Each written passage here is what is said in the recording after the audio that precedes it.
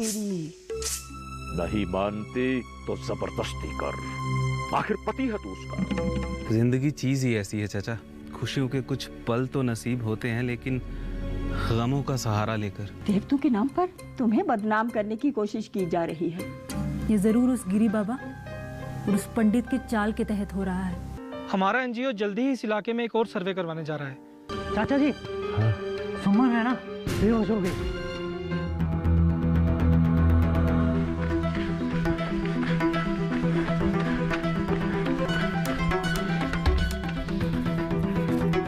सुमन जी, सुमन जी, लाओ जल्दी। सुमन, इधर क्या हुआ सुमन को? अच्छा भला पढ़ा रही थी चाची जी, फिर एकदम गिर गई।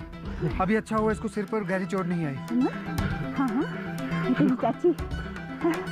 अरे देख क्या रहे हो? उठाओ इसको। उठाओ जल्दी, जल्दी उठाओ, रखो इधर, इधर रखो। दो कम दो।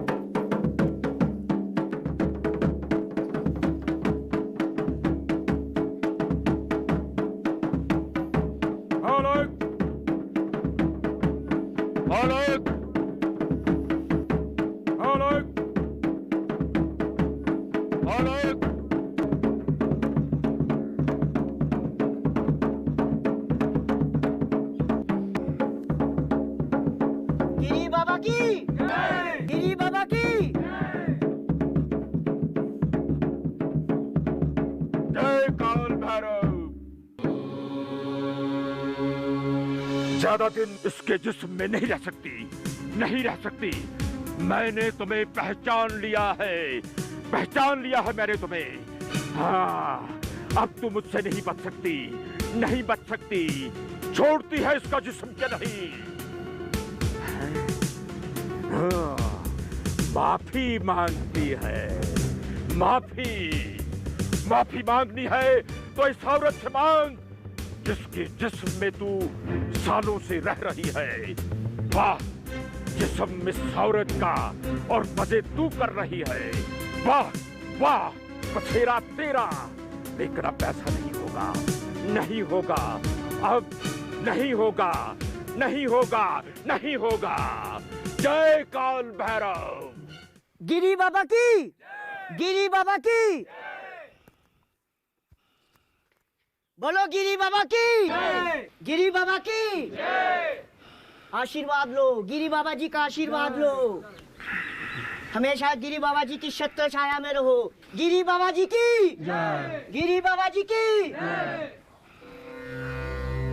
कहो मस्तराम, कैसे आना हुआ? वही बात है बाबा जी, भागमती ना तो बात मानती है और ना ही उसकी तबीयत ठीक रहती है। मस्तराम, मैंने तुम्हें पहले ही बताया था कि तुम्हारी बीवी पर ऊपरी छाया है, ऊपरी छाया, तो उसका ढंग से इलाज नहीं होने देती। उसका ढंग से इलाज करवाओ, तब ठीक होगी। ढंग से इलाज करवाओ उसका। वो मानती ही नहीं है, कहती है उसे देसी इलाज में विश्वास ही नहीं है। तो एक बात करो, बताए ना। उसका शहर जाना बंद कर दो, और कई बार तो हफ्ते में 2-3 बार भी जाती है, तो उसका शहर जाना बंद कर दो, बंद कर दो। अपने आप आएगी इलाज करवाने। जय काल भैरव। सब ठीक हो जाएगा, सब ठीक हो जाएगा। वो मानेगी भी और इलाज भी करवाएगी और तू बचेगा। जय काल भैरव। ठीक है, यही करता हूँ बाबा जी। बाबा की, गिरी बाबा की।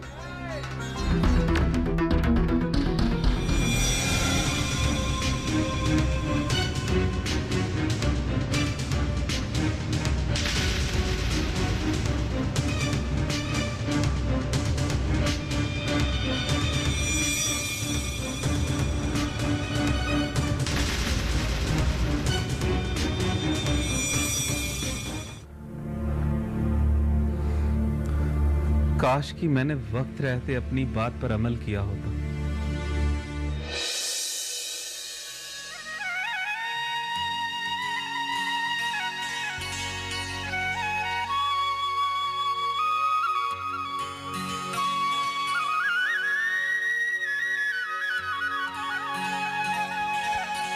भैया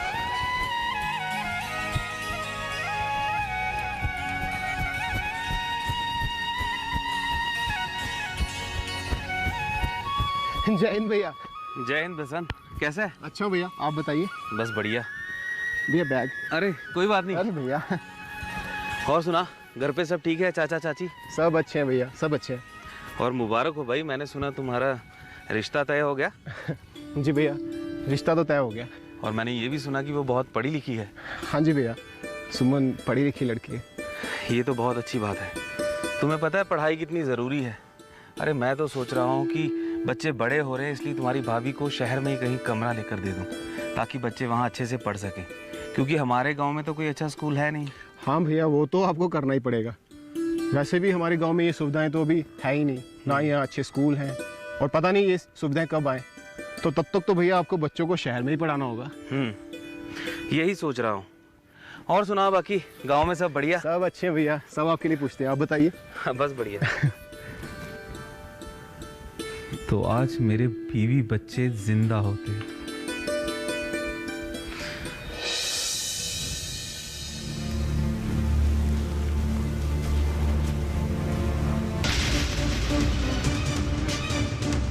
जो होगा देखा जाएगा। क्या होगा साहब? जिसने भी आवाज उठाई ना, उसका इलाज हमारे पास है। अगर इंसान पढ़ा लिखा होगा तभी तो वो अपने हकों के बारे में जान सकेगा ना, और तभी वो ये जान सकेगा कि वो कौन सा काम कौन से डिपार्टमेंट से और कौन सी स्कीम में करवा सकता है।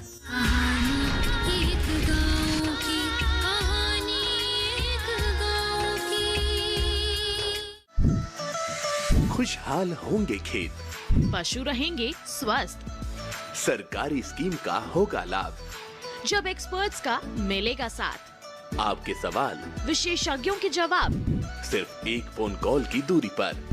देखिए किसानों का अपना प्रोग्राम हेलो किसान, सोमवार से शुक्रवार शाम 6 बजे से सिर्फ दूरदर्शन किसान पर।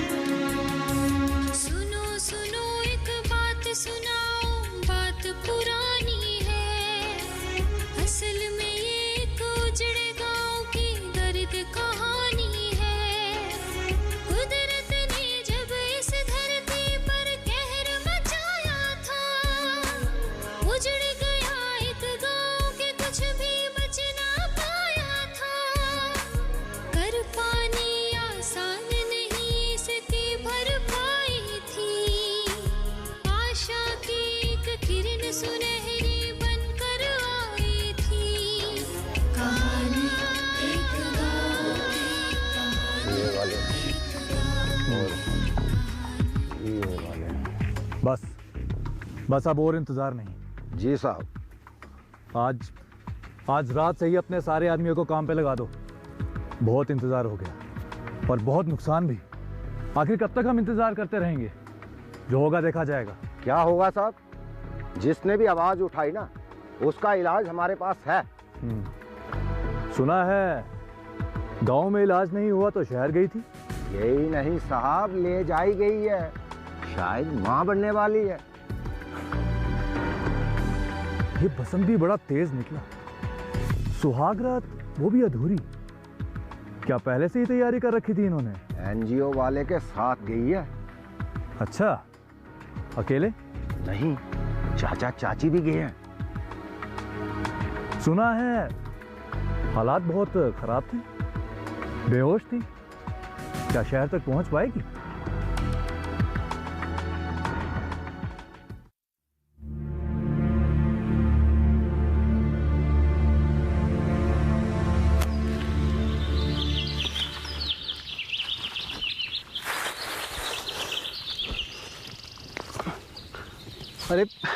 अरे भैया, आप कब आए भैया?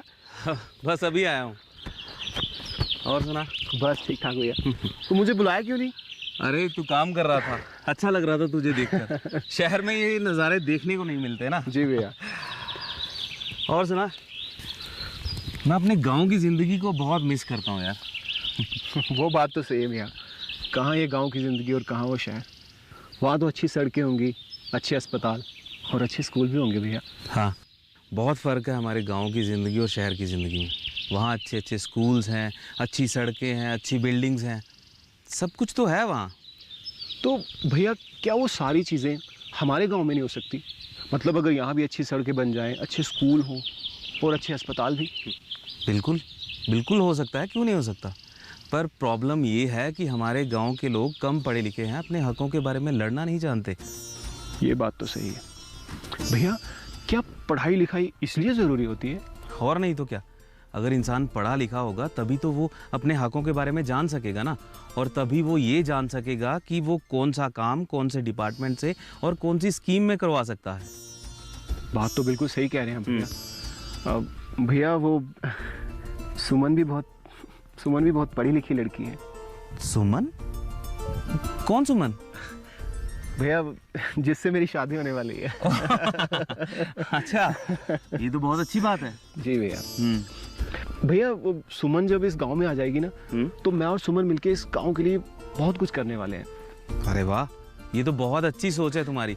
और अगर तुम सच में ऐसा करना चाहते हो ना, तो इस काम में मैं भी तुम्हारा साथ दूंगा। शुक्रिया भैया। हाँ, और यार मैंने तुम्हें काम रोक दिया तुम्हारा। चलो। अरे नहीं भैया, नहीं भैया, काम करते हैं।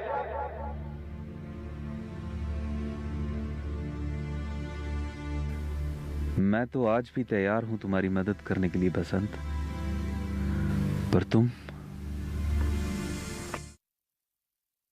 लड़की हुई। आज का लड़का लड़की में कोई फर्क नहीं है। काम पूरी होशियारी से होना चाहिए, किसी को कानो कान खबर ना हो। उन लोगों से आगाह रहना जो हमारे लिए मुश्किलें पैदा कर सकते हैं। मेरे खिलाफ सुमन खड़ी होगी? सरपंच, अरे वो औरत है, मेरा मुकाबला कैसे कर सकती है वो?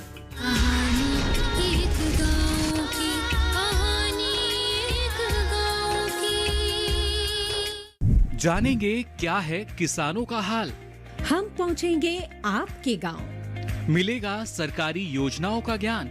जब लगेगी चौपाल, देखिए चौपाल चर्चा, सोमवार से शुक्रवार सुबह 9 बजे, सिर्फ दूरदर्शन किसान पर।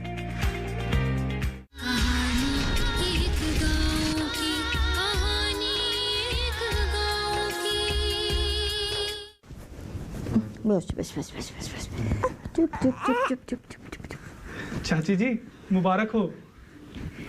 मुबारक किस बात की बेटा? लड़की हुई है। लड़की हुई है? तब तो और भी ज्यादा मुबारक हो। चाची जी, आज का लड़का लड़की में कोई फर्क नहीं है। सुमन जी, आप ठीक है ना? जी, मैं ठीक हूँ। राज जी, आपका बहुत शुक्रिया। मेरा किस बात का शुक्रिया? उस दिन अगर आप नहीं आते ना, तो शायद आज में ठीक नहीं होती। हाँ, डॉक्टर साहब कह रहे थे अगर थोड़ी देर हो जाती तो सुमन का बचना मुश्किल था। बड़ा ऑपरेशन करना पड़ा। अच्छा, चलिए कि बेसिक जरूरतों का होना कितना जरूरी है। अरे दुनिया कहां से कहां पहुंच गई है, हमारा देश कितनी तरक्की कर गया है, लेकिन अभी भी कुछ लोग हैं जो इस बारे में पूरे गांव को जागरूक होना होगा। ये सिर्फ आपका मसला नहीं है, पूरे गांव का मसला है। सही कह रहे हैं आप। कब तक हम सरकार पर निर्भर रहेंगे? हमें अपनी मदद खुद भी करनी चाहिए। बिल्कुल। जो लोग अपने काम के लिए दूसरों पर निर्भर रहते हैं ना, उनका वजूद ज्यादा देर तक नहीं टिका रहता। इसलिए आपको अपने हकों के लिए लड़ना होगा सुमन जी।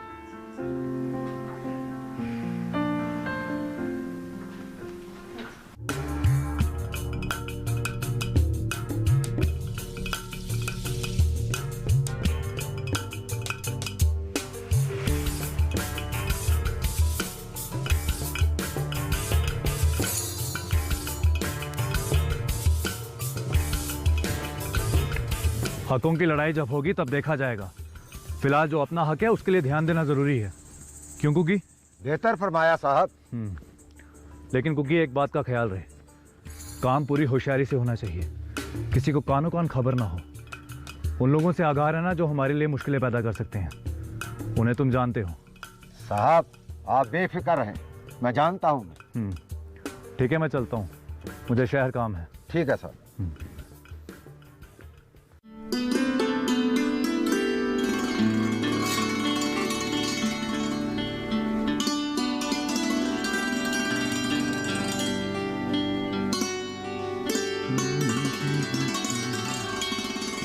कमला, कमला लिस्ट बन गई क्या? जी बन गई, ला रही हूँ। ये लीजिए लिस्ट। ये सामान लाना है शहर से। राजमा, चने की दाल, चावल, लाल मिर्च, हल्दी, नमक। कमला, ये सारा सामान तो मस्तराम की दुकान से मिल जाता है, फिर शहर से लाने की क्या जरूरत है? यहीं से ले ली। जी नहीं, मस्तराम लुटेरा है, बहुत महंगा देता है और तोलता भी कम है। अरे ऐसा कैसे कर सकता है वो? ऐसा ही करता है वो, बस आपको इस बात की खबर नहीं है। जबकि सरपंच होने के नाते इस बात की खबर सबसे पहले आपको ही होनी चाहिए थी। इसीलिए इस बार आपकी सीट भी खतरे में नजर आ रही है मुझे। हाँ। अरे कौन खड़ा होगा मेरे खिलाफ? शायद सुमन। सुमन? अरे सच कह रही हूँ मैं, मेरी बात का यकीन कर लीजिए आप। ओम नमः शिवाय।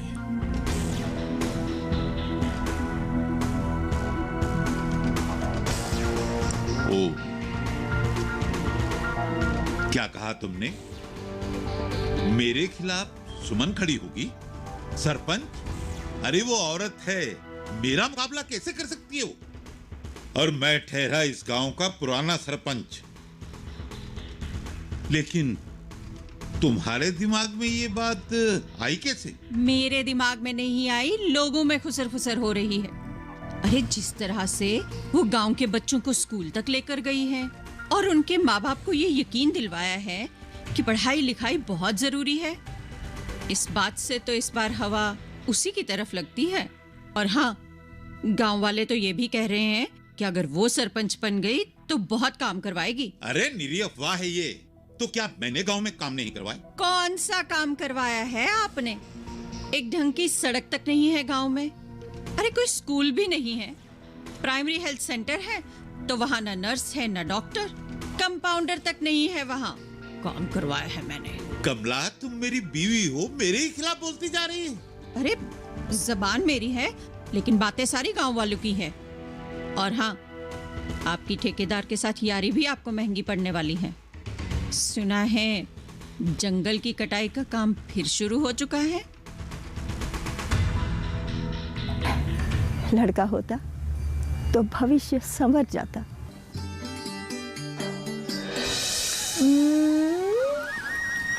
मुबारक हो। यहाँ तक आए हो तो चाय तो पीते जाओ। सुमन को घर छोड़ने एनजीओ वाला आया था अपनी गाड़ी पर। बसंत की बीवी को तो चाहिए था कि गर्भ ही गिरा देती, पर वो तो ठहरी क्रांतिकारी। अरे छोड़ो उस पंडित को, वो क्या बताएगा इस देवी का भविष्य। डटी रही वो हिम्मत से कुछ कर दिखलाया था, उजड़ चुके एक चमन को उसने फिर महकाया था।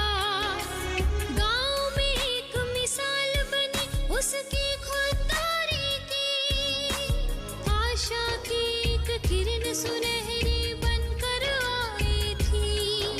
कहानी एक गांव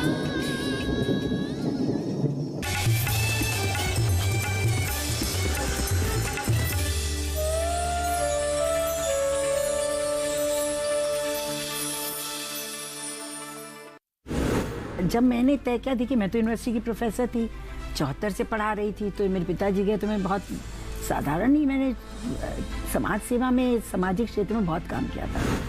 मेरी माँ कहती थी कि हर व्यक्ति अपने लिए सोचता है, समूह अपने लिए सोचता है, तो महिलाओं के लिए सोचना चाहिए।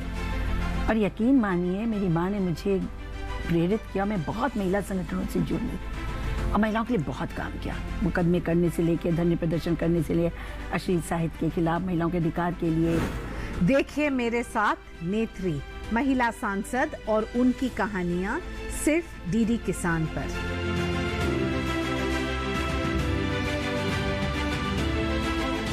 राजकुमारी, चलिए प्रतियोगिता करते हैं, देखते हैं वहां पहले कौन पहुंचता है।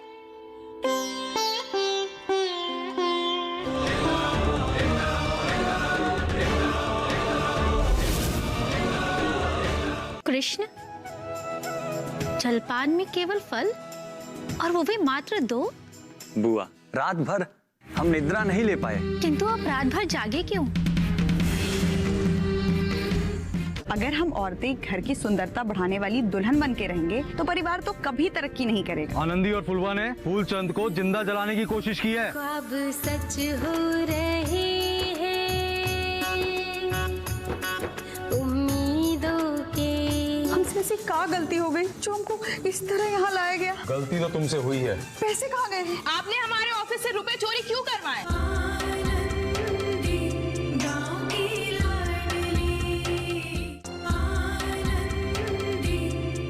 आनंदी गांव की लाडली देखिए सोमवार से शुक्रवार रात 8 बजे सिर्फ डीडी किसान पर। न जाने कितने जन्मों का अभिषेक किया है और न जाने कितनी विदाइयों को अर्थ, सम्मान और दिशा दी है। इस कड़ी में धर्म को कर्म के साथ जोड़ूंगा, होऊंगा हर की पौड़ी के एक लंगर में शामिल, जानूंगा कि क्यों सिद्ध संत के आश्रम में पाली गई गायों का दूध नहीं लिया जाता।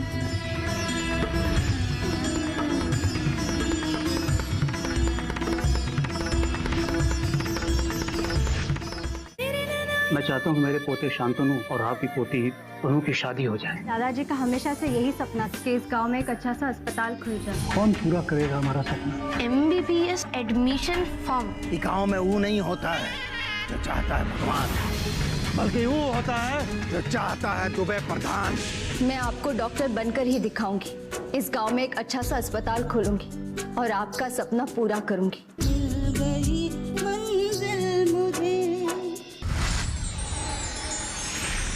मिल गई मंजिल मुझे। देखिए सोमवार से शुक्रवार रात 9:30 पर। विविधताओं का देश भारत, जहां है नई सोच और परंपराओं की बुनियाद।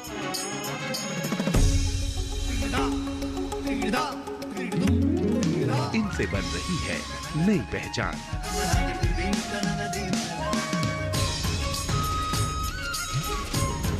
देखिए कार्यक्रम ये है मेरा इंडिया, एक यात्रा कामयाबी की, शनिवार और रविवार सुबह 9:30 पर।